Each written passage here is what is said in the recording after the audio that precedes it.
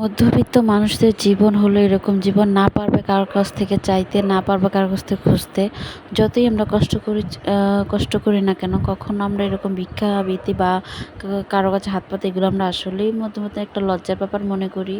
গরিব মানুষ হয়তো সব পারে বা ধনীদের ক্ষেত্রে কিন্তু আলাদা, কিন্তু মধ্যবিত্ত যে সেক্টরে যারা আছি, যেভাবেই খাই না কেন, 2 ভাগ বা 4 ভাগ করেই খাই না কেন, কোনো একভাবে খেলেই আমাদের জন্য শুকরিয়া, আলহামদুলিল্লাহ।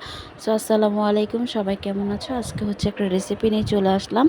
আসলে রেসিপি বলতে আমি ঘরের মধ্যে যেভাবে রান্না করেছি সেটাই তোমাদের সাথে আজকে শেয়ার করছি।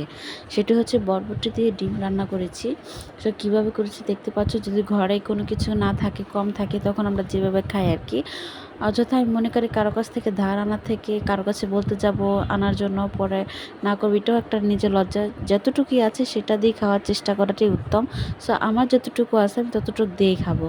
সো ডিম ছিল 3টা, ওইটাই আমি মাঝখান দিয়ে করে হচ্ছে কেটে তারপর হচ্ছে রান্নাটা করছি।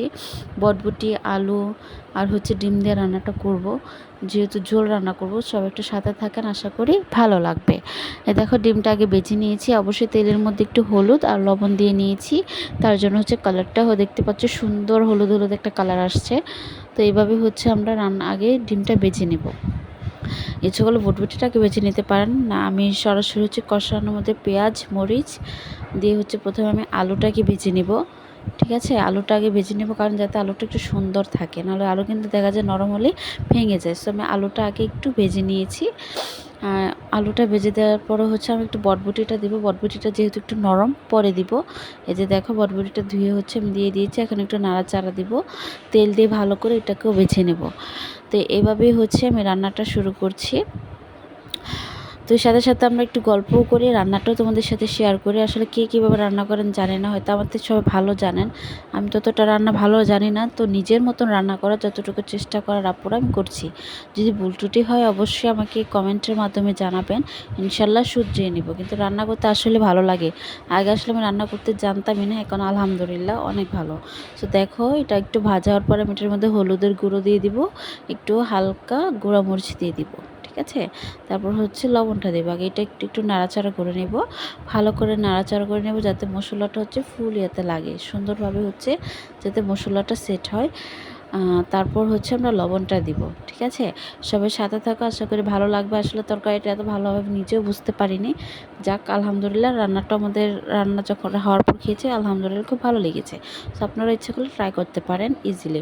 এখন লবণটা দিয়ে একটু নাড়াচাড়া করে নিব। তেল যেহেতু দেখো নিচে কিন্তু একটু পানি জমেছে, যেহেতু আলু থেকে কিন্তু কিছুটা পানি উঠেছে। তারপর হচ্ছে বরবটি থেকে ওইটা দিয়ে একটু ভালো করে নাড়াচাড়া করছিলাম, একটু কষিয়ে। তারপর হচ্ছে একটু যখন একটু ঝোলটা সাইড যখন শুকিয়ে আসে, আমি একটু ঝোল দিলাম কষানোর জন্য। তরকারির উপর যতটুকু কষাবেন ততই তরকারিটা স্বাদ হবে। সো কষানোর উপর ডিপেন্ড করে কিন্তু হচ্ছে আপনার তরকারিটা স্বাদ আসবে।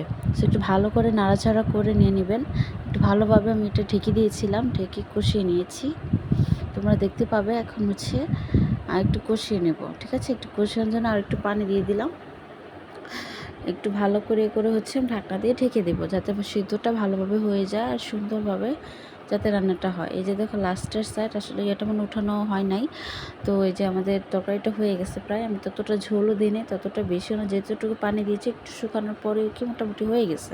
কারণ শুকনো তরকারি থেকে আমরা একটু চেষ্টা করি যে একটু ঝোল খাওয়ানোর জন্য। এই যে আমি পানি দিয়ে এটা একটু 5 মিনিটের জন্য ঢেকে দিয়েছিলাম। সো আমাদের রান্নাটা কিন্তু প্রায় শেষ।